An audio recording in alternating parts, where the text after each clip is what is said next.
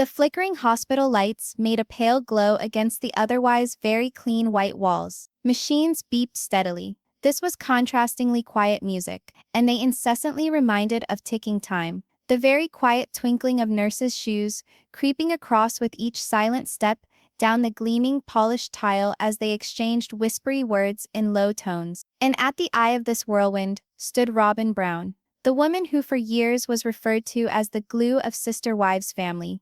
But tonight she was unfamiliar. White, weak, her breathing rapid, as if the burden of years of warfare had finally broken her spirit. It wasn't just exhaustion. It wasn't just illness. Doctors whispered words like collapse, mental strain, emotional breakdown. Words that carried a heavy weight, words no one wanted to hear. But as they examined her, one question lingered above them all, echoing louder than the machines. Who pushed her to this point? Because for all who had been witnessing this family come apart bit by bit, there was one name that kept surfacing repeatedly: Kody Brown. Think of it for a moment. A man once hailed as the patriarch of a vast, unconventional family, 4 wives, 18 children, and a belief that their love and devotion would make the world wrong. But as time went on, cracks began to show. Trust dissolved. The wives who had stood by his side gradually fell away. One by one, Christine vanished. Janelle vanished. Meri vanished. And in the midst of it all, Robyn stayed behind, his favorite so-called by the others, with bitter venom. The sole survivor, the one who bore not only her own shame, but the rage and bitterness of the whole family. And now here she was, in a hospital bed, her body articulating what her words never had. It was too much. But here's the ultimate question. Was this breakdown Robyn's own fault, the product of decades of unspoken loyalty and secret shame? Or was it Kody, his rage, his control, his futile need to cling to what was slipping through his fingers? For Christine and Janelle, the solution was easy. They thought that Kody broke her. They thought that his control obsession sucked life out of her. But Kody, he had another tale, one laced with blame, denial, and fury. The reality, as it so often was within this family, wasn't straightforward. Imagine the waiting room that evening. Christine was stiff in her chair, arms folded, her jaw clenched. Janelle's eyes darted with worry and frustration as she tapped her foot anxiously on the linoleum.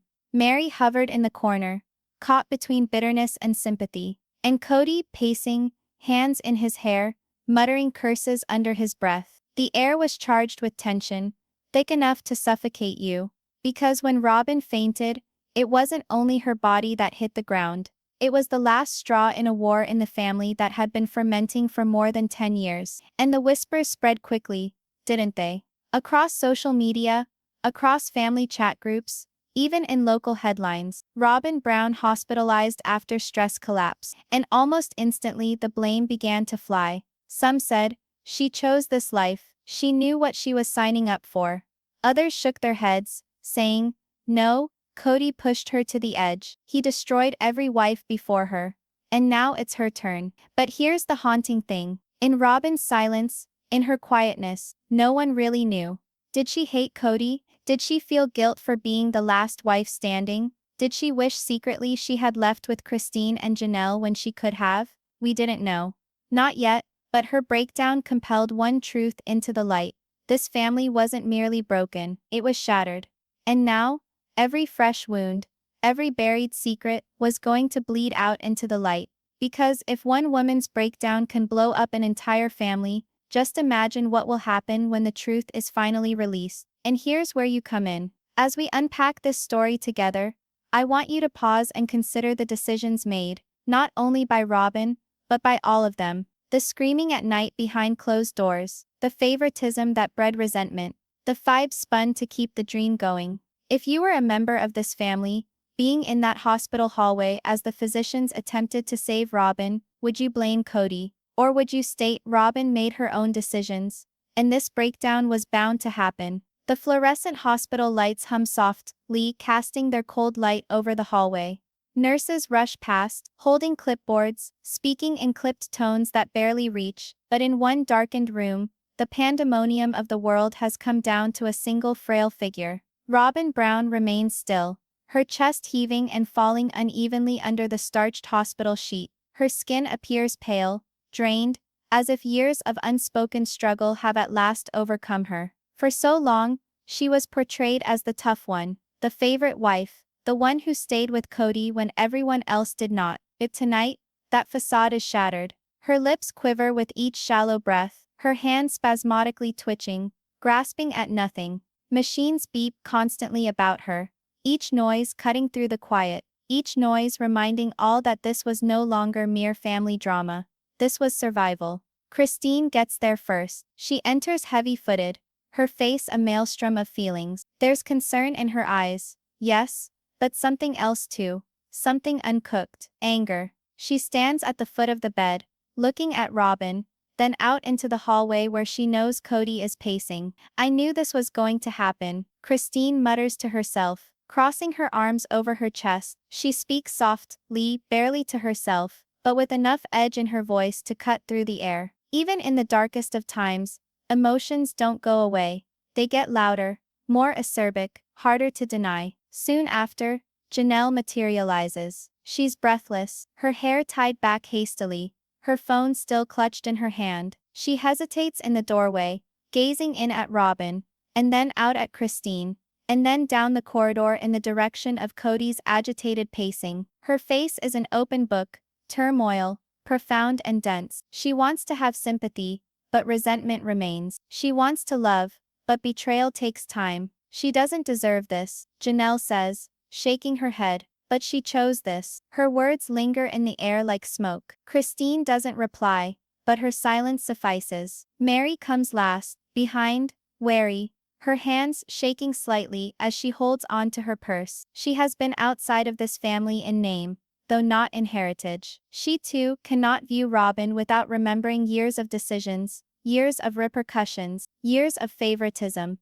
that pushed them away. Nevertheless, in spite of it all, her eyes shine as she moves near the bed. She looks so fragile. Meri says softly, I never thought I'd see her like this. The three women stand there, an unspoken bond forming out of shared grief, shared anger, and shared history. For a moment, the air is thick with silence, the only sound the steady beeping of the monitor. But beneath that silence, there is tension. The kind of tension that has been building for years. Because Robyn's collapse is not about her alone. It's about each battle, each door slammed shut, each tear dropped behind a closed curtain, and Christine knows that better than anyone. Her thoughts flash back. A week ago, the living room in the family home, Kody striding back and forth, his cheeks flushed with anger. Christine standing firm, her arms crossed, as Janelle sat silently beside her, struggling not to erupt. Robyn sat on the couch, her eyes welling up with tears,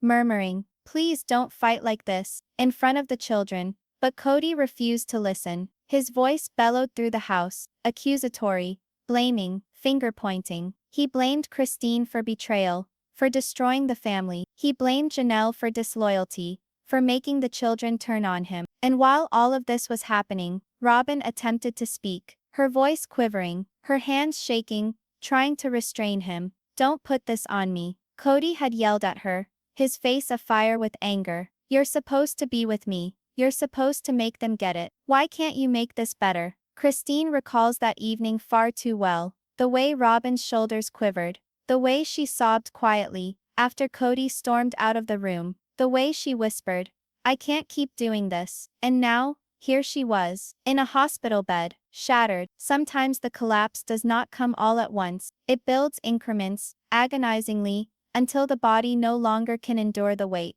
In the hospital again, Janelle drops into a chair, her hand massaging her forehead, as if attempting to massage the memories away. Christine bracing against the wall, jaw clenched. Meri frozen, staring at Robyn, her chest heaving with ragged breaths. From down the hall, Kody's voice rings nearer. He bursts into the room, his eyes crazed, his fingers still knotted in his hair. He comes to a stop when he sees the three women standing in a group. His eyes dart from Christine to Janelle to Meri, suspicion weighing in his eyes. Why are you all standing around here? His voice is rough, guarded. Do you think this is your time to point blame, to pin this on me? She's lying there due to you. Christine doesn't react. She doesn't blink. She looks at him with icy, hard eyes. No, Kody, she says softly, her voice as hard as steel. She's here due to you.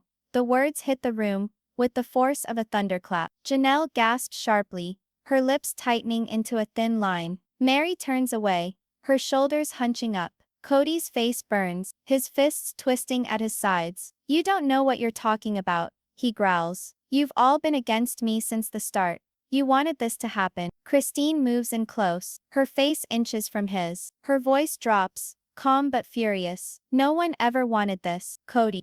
But we all knew it was coming, except you. The ensuing silence is agonizing. The only noise is the persistent beep of the monitor, next to Robyn's bed. In every family disagreement, there is a point at which silence is more forceful than words. And this was that moment. The doctor at last comes in, dispelling the tension. He appears weary, his eyes taking in the faces that cluster there, resting briefly upon the wan form in the bed. He clears his throat, speaking in careful, measured tones. She's stable, for the moment, he tells them. But this isn't mere fatigue. This isn't something we can cure with rest and IV fluids. He looks at them all, his voice serious, not just physical. The physician says softly, this is emotional breakdown. And in that moment, the impact of his words lands on every heart in the room. The waiting room of the St. George Regional Hospital vibrated with tension so heavy it appeared to vibrate in the fluorescent lights. Antiseptic sterile scent battled the raw, emotional storm brewing within.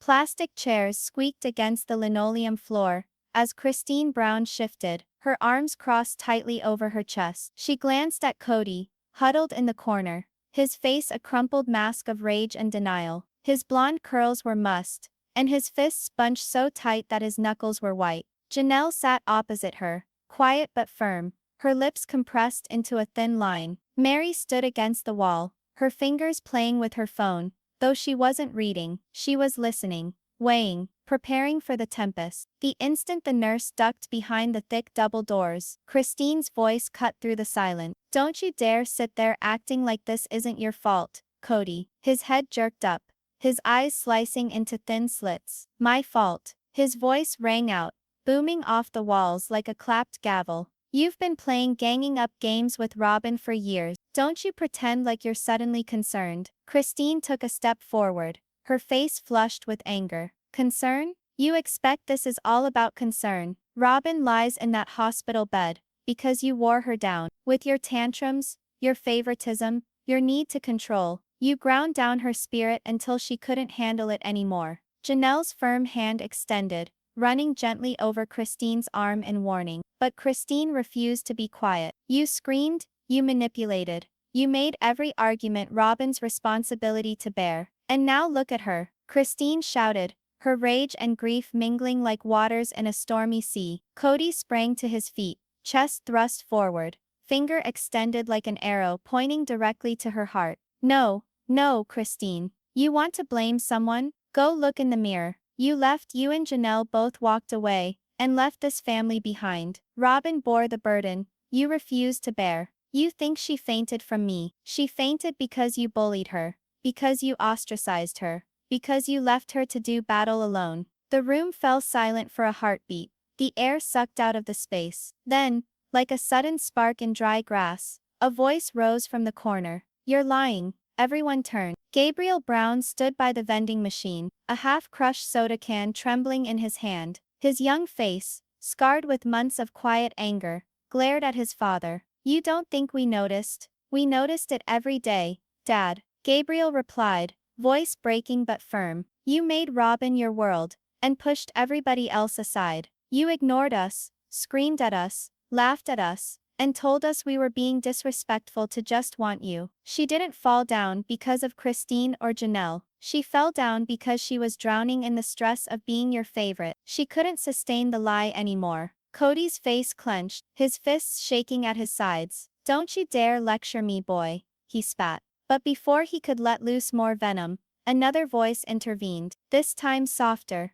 more even. Gabriel's right. Isabel, Christine's daughter, emerged from behind Gabriel. She held her phone to her chest, her eyes glassy with both fear and resolve. I saw her, Dad. I saw Robyn smile when the cameras were on, but the moment they went off, she collapsed. She told Mom in a whisper once that she didn't know how long she could keep going with your wrath. She said she was afraid of what would happen if she no longer defended you. Afraid of you. Kody's face drained of color, the words slicing through him like knives. He shook his head, stepping back, his chest heaving. You kids don't know what you're talking about, he muttered, his voice suddenly hoarse. But the tide had changed. Christine's eyes went soft as she faced Isabel, tears welling on her cheeks. Meri, still not speaking, squirmed uncomfortably, her eyes moving between Kody and the children. Even Janelle leaned forward, now, calm finally giving way to words. Kody, she said firmly, you need to listen. This isn't about us fighting with you. This is about years of pressure, years of Robyn being the weight that no one person should bear. You used her as your shield, your excuse, and it's killing her. Kody's lips parted, as if to say something, but nothing emerged. He resembled a man torn between two worlds, one he wished to believe in, and the other crumbling in front of him. The silence lingered, thick and oppressive, until the rush of running footsteps shattered it into fragments. A doctor, clipboard clutched in his hand, walked out through the double doors. His face was somber, his eyes weary. She's stable, he announced, and the room was filled with a unified sigh of relief. But before anyone could celebrate, he went on. But this isn't just physical, this is emotional breakdown. She's been carrying something very heavy for a very long time. The words lingered in the air, hitting like a clap of thunder. Kody went pale. Christine placed a hand over her mouth, stifling sobs. Janelle shut her eyes, praying silently. But then the doctor looked down at his clipboard, his brow furrowing. There's one more thing, he said slowly. When we admitted her, she was holding a notebook in her hand. She refused to release it until she fainted. It's a journal, and it's filled up. Pages and pages of writing. Thoughts, fears, confessions, things she obviously didn't feel safe speaking aloud. The room came to a standstill. Christine's hand tightened on the back of the chair in front of her. Janelle's eyes widened. Meri's lips parted as if to speak, then closed again. And Kody's face flushed crimson, as he muttered, no, that's private, that's hers. No one needs to see that. But the doctor's words had already planted a seed that would grow into a storm, because if Robyn's diary was out there, then so was the truth. The waiting room was heavy with silence, the kind that weighs down on every breath, every thought. The only noise was the beeping of monitors sounding faintly through the hospital halls. Kody sat with his arms crossed tightly, his jaw locked, his eyes blazing with unspoken fury. Christine and Janelle sat across from him, their worry etched on their faces, but backed by the kind of fury that years of betrayal can forge. Meri stood against the wall, grappling between sympathy and fatigue. Then the door opened. A nurse walked in, carrying a thin leather-covered book in her hands. This was with Mrs. Brown's things, she said quietly, putting it down on the table before them. It appears to be important. Perhaps she wanted someone to read this. The book was clearly a journal, worn edges, smudges of ink, the type of thing that had a weight, not in how much it was, but in what it knew. Christine stretched for it first, her hand shaking, but before she could lift the cover, Kody slammed his hand down on top of it. That's private, he snapped, his tone low and venomous. You have no right. But Janelle leaned forward, her voice steady but biting. If it's private, then why does it frighten you so much, Kody? Perhaps Robyn wanted the truth to be heard. Tension sliced through the air like a knife. At last Christine drew the journal closer, her eyes scanning the first page. And as her lips started moving, the waiting room was swept into Robyn's inner world. Christine read aloud, her voice breaking as she read. I don't know who I am anymore. Each day I struggle to be the ideal wife, the mediator, the glue that keeps the family stuck together. But the reality is, I'm more isolated now than ever I was prior to entering into this marriage. The words strike like a bolt of thunder. Meri looked aside, tears welling up in her eyes. Janelle clamped her mouth shut, her chest heaving with mastered breath. Even Christine, who had been betrayed by Robyn for years, felt a pang of sympathy. But not Kody. He stirred in his seat, his face twisted in distaste. She exaggerates, he growled under his breath. But Christine didn't listen to him, and went on. Kody tells me he loves me, but love doesn't hurt. Love doesn't disappear. when the cameras stop rolling. Love doesn't include being screamed at for needing assistance with the children. Love doesn't include being blamed for the breakdown of the family. The narration wandered into flashback imagery. Robyn sat across from me at the kitchen table, her eyes puffy from crying, while Kody walked back and forth across the floor, his words bitter. You don't get the pressure I'm feeling. I'm trying to keep this family together, and all you do is complain. Her own voice shook, as she spoke barely above a whisper. I just need you to hear me. But he didn't hear her, or perhaps he chose not to. The pages of the journal became doors into nights of hushed argument, mornings of icy silence, and days of pretending it was okay for the cameras. Christine's hands trembled as she set the journal down, her voice cracked as she turned to Kody. I saw it, she whispered. I saw it in her eyes. You treated her like you treated us all, as a burden, as if our needs didn't count. And I kept thinking maybe she didn't see. Maybe she was blind, but she saw. She wrote every word. Janelle approached, her words laced with contained anger. You can't continue to deny it, Kody. We all witnessed how you dominated her, how you made her the scapegoat. You told her she was your favorite, but even your favorite wasn't immune to your temper. Kody jumped up, his chair scraping against the floor, his face reddened, his voice thundering. Not true. You people all distorted everything. Robyn was the only person loyal to me. She saw that I was trying to construct something for us, for our future. But his words sounded empty against the evidence of Robyn's journal. Christine flipped another page, reading aloud. Sometimes I think I made the biggest mistake of my life. I expected that Kody would defend me, love me, but what I experience is feeling trapped. The other wives despise me. The children shun me. And the man that I expected would adore me only sees me when it suits him. Meri let out a soft gasp, covering her mouth. She mouthed, nearly to herself. She never said that out loud. Christine went on. I wake up at night thinking about what I turned into. Was I the bad guy? Did I cause the family to break down? Or was I just another one of Kody's control game pawns? The words stunned everyone. The room seemed smaller, denser. For the first time Kody's bravado failed him. His shoulders dropped, his voice broke. She never said this to me, he whispered, his voice imploring. She never said that she felt this way. Christine's eyes flashed at him with anger and sorrow. She didn't have to. We all said so. We said it for years. You just wouldn't hear. Janelle snapped quickly. You created your kingdom, Kody, but you neglected the inhabitants within. You shattered every one of us, and now you shattered her too. Christine's hands shook. When she came to the last pages, her voice began to waver as she read the final sentences Robyn had written before her fall. I think my soul is getting away from me. I smile in front of the cameras. I laugh in front of the children, but deep inside I am disintegrating. If anything were to happen to me, don't think it was an accident. Don't think it was stress. If anything were to happen to me, blame Kody. The room went cold. Meri gasped so loudly, it was as if she'd run out of air.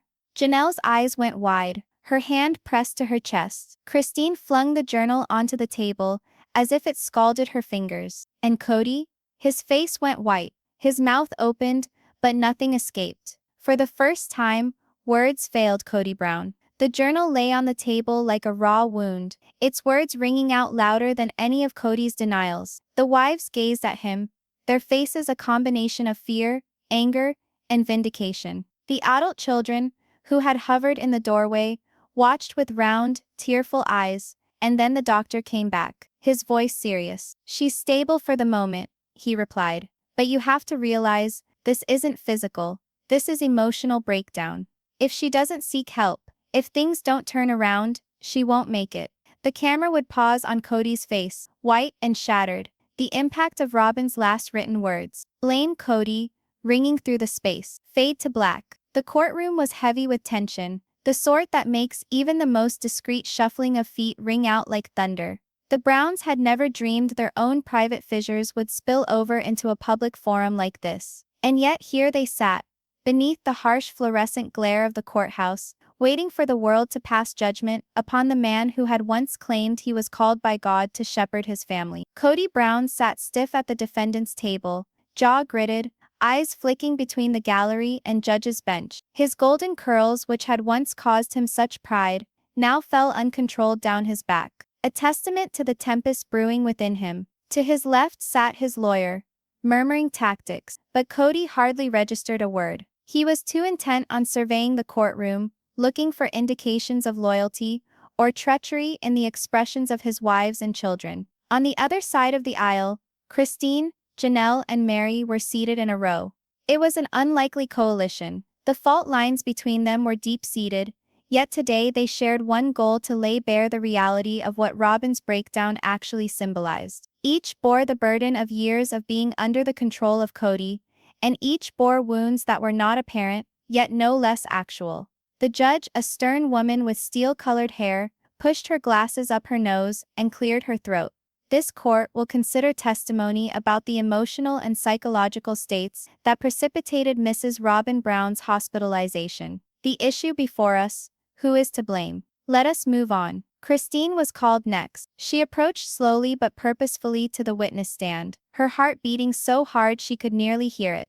The bailiff administered the oath to her, and as she sat, she spotted Kody. He glared at her, but Christine did not blink. For years she had blinked under his rage, but not now.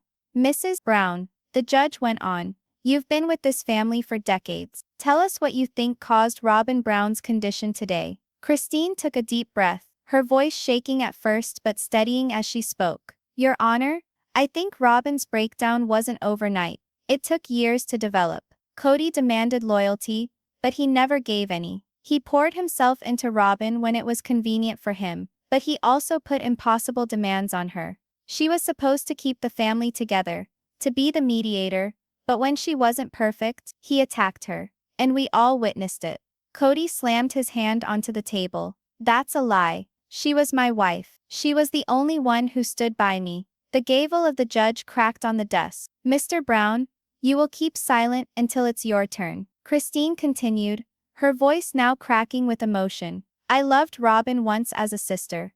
I saw her smile erase, her light dwindle. Kody would show her love in public, but in private he'd blow up. He made her feel as though if she didn't hold the rest of us accountable, she was failing him. That's not love, Your Honor. That's manipulation. The courtroom hushed, a susurration of whispers like waves. Christine's gaze dropped, tears welling in her eyes, but she did not regret it. She had at last voiced what she'd carried for years. When Janelle stepped onto the stand, the courtroom appeared to cock its head. Unlike Christine, Janelle was a calm, logical person. She was the voice of reason, the one who shunned drama at any cost. If even Janelle was up on the stand against Kody, then something irrefutable must have been true. Mrs. Brown, the lawyer asked, what have you personally witnessed about Mr. Brown's behavior towards Robyn?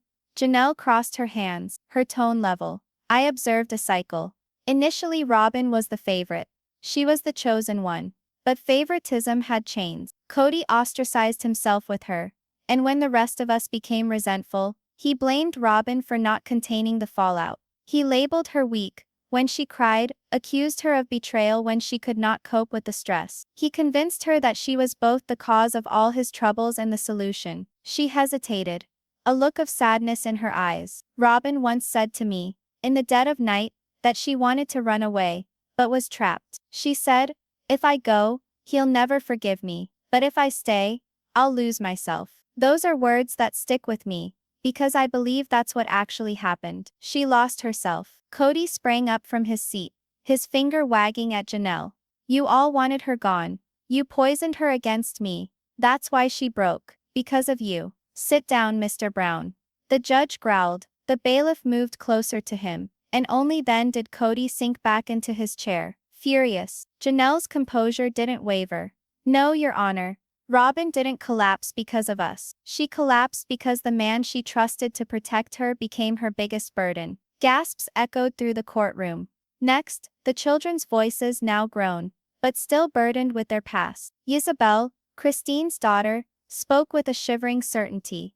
I recall my dad screaming at Mom in the kitchen, and Robyn just sitting there crying, saying, please Kody, stop. But he wouldn't. He never stopped. He blamed her for everything. Our rage, Mom's suffering, even the financial issues. Gabriel, Janelle's son, was next. His jaw clenched, his fists balled. When I stood up to him, he said I was being disrespectful. He said Robyn was the only person who cared about him. but I saw the way she looked, like she was drowning, and he was the one who was holding her under. The court fell silent. The children's testimony had a raw, unvarnished quality that even the best attorney couldn't break down. Physicians and counselors were called in next. A psychologist who had gone through Robyn's medical records testified. In my professional opinion, Mrs. Brown's collapse was not a result of a solitary medical event. It was a culmination of extended emotional stress, loneliness, and psychological manipulation. This was essentially an emotional breakdown precipitated by environmental factors. The lawyer leaned in. And by environmental factors, do you mean her marriage? The psychologist hesitated for just a moment. Yes, it is consistent with patterns of emotional abuse and coercive control. Kody's face flushed red. He whispered angrily at his lawyer, shaking his head, saying only what he could hear. They're twisting everything. They don't understand. I loved her. I loved her more than anyone. But the courtroom wasn't convinced. At last, Kody was called upon. He stood up, his actions stiff and rebellious. Sworn in, he edged forward, holding the rims of the witness box as if readying himself for combat. I'm not the bad guy here, he snarled. I gave everything to this family. I bore the burden, the responsibility, the judgment of the world. And yes, I rode on Robyn, because she was the only one who didn't betray me. These women, he waved his hand furiously at Christine and Janelle. They dumped me. They were jealous, resentful, bitter. They drove Robyn to the point where she couldn't handle it anymore. His voice shouted up, ringing in the room. Manipulative? No. I was attempting to hold a fractured family together while they dismantled it. Robyn wasn't my victim. She was my partner.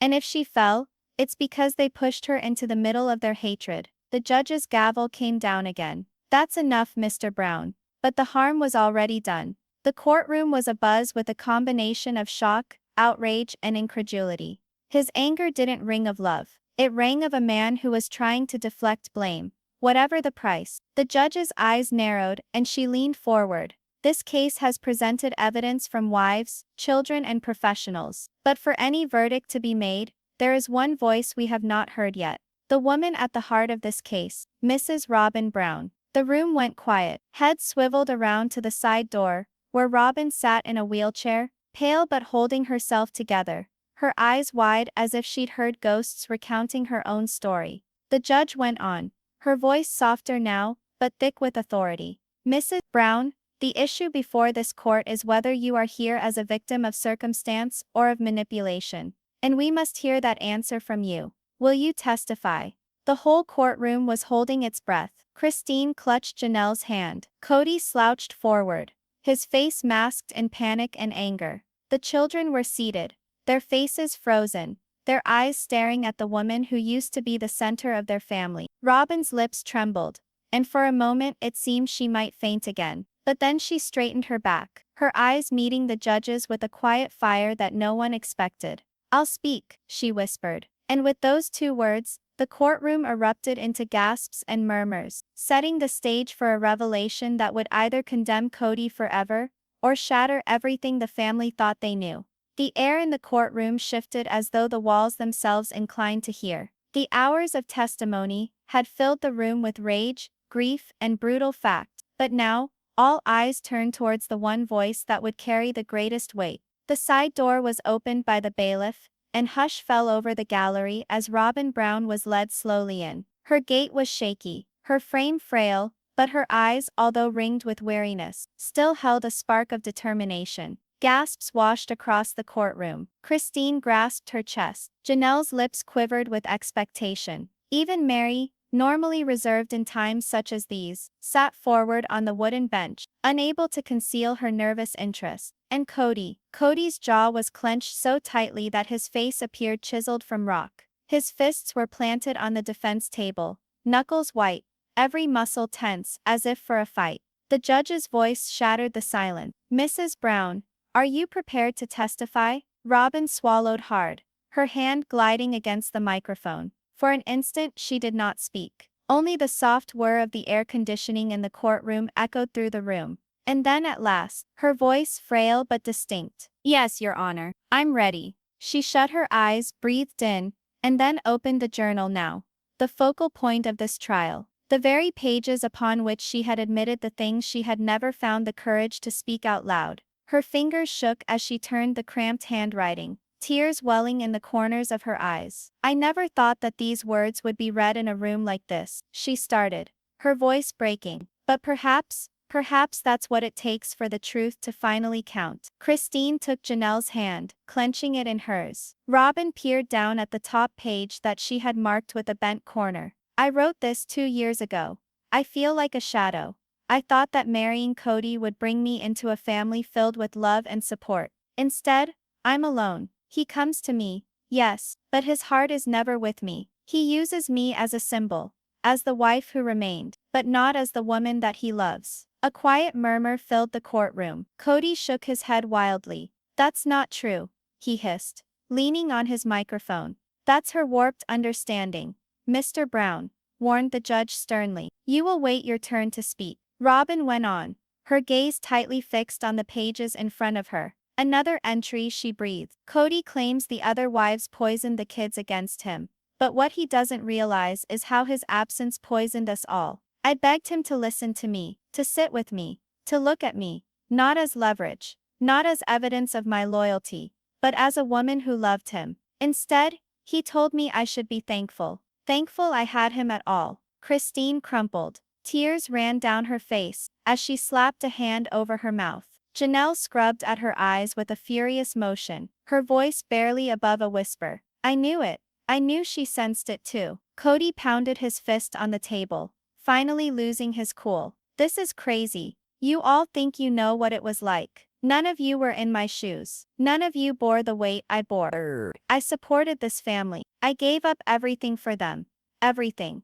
And this betrayal." His voice broke, and for the first time anger was not what filled the air. It was desperation. His chest heaved and fell in quick succession, his eyes wild, as if the world itself was collapsing in upon him. Robyn's eyes went to him. Her voice, though soft, sliced through his rage like a knife. "Kody, I did not want to ruin you. I wanted you to notice me, to notice us. And when you did not, I shattered. You were not the only one who bore the weight. I was suffocating, and you did not even glance back." The words hit him more forcefully than any vitriol from Christine or Janelle. For an instant, the giant Kody Brown seemed small, deflated, trapped, and completely lost. The judge permitted Robyn to read on at her own pace, each entry exposing another layer of silence. With each sentence, she regained her strength, her voice more even, her hands less trembly. "I wrote, if anything happens to me, blame Kody." The courtroom gasped together. Even the reporters, who had sat scribbling madly in their notebooks for hours, ceased writing at those words. Kody's face went pale. Christine bent forward, whispering, "Oh, Robyn." Robyn shut the journal and clung to it against her chest, as if it were the sole thing holding her upright. She faced the judge. "I don't say this because I want him punished. I say this because I want him to hear me for once. To realize the heaviness of what he's done, not just to me, but to us all." Christine rose from her seat. "Robyn, you don't have to bear this guilt in secret. You're not the sole person who crumbled under his grip." Janelle trailed behind, standing up as tears streamed down her face. "We all endured. We all flexed until we broke. The only variation is you took it down in writing." Robyn's lips quivered into a timid, sad smile. "For the first time, I thought you hated me." Christine shook her head, her voice choked with emotion. "We hated what we believed you stood for. But now we know you." The courtroom grew quiet once more, as Robyn's tears at last flowed in abandon. The judge leaned forward, voice steady but stern. "Mrs. Brown, this court has heard a lot today. Anger and grief and accusations. But only you get to determine what your truth is. Do you stand here to forgive Mr. Brown, or do you stand with these women against him?" The question hung there like a storm cloud. Robyn's chest heaved as she fought for air. Kody gazed at her, his eyes pleading, silently begging for rescue. Christine, Janelle, and Meri remained frozen in place, anticipating she would decide, anticipating to see if years of betrayal could at last be spoken out loud. Robyn's hand closed around the microphone, but trembled wildly. Her mouth opened as if to say something, but then she stilled. Her gaze swung between Kody's pleading look and the wives' tearful anticipation. The pause was agonizing, growing longer and longer until even the judge appeared to lean forward, waiting for her response. At last she spoke, her voice little more than a whisper, but heavy enough to weigh the entire room. I don't know if forgiveness is even possible. The gavel came down hard. This court will reconvene tomorrow for final statements. And like that, the moment shattered. Robyn slumped back in her chair, tears flowing freely. Kody covered his face with his hands. Christine reached across the aisle towards Robyn, not sure if she would extend her hand. Janelle whispered to Meri, whose face was impassive. The world outside hummed with headlines and conjecture. But within that room, the family hung suspended, between forgiveness and breakage, between love and betrayal, between the past they couldn't leave behind, and the future they hadn't yet entered.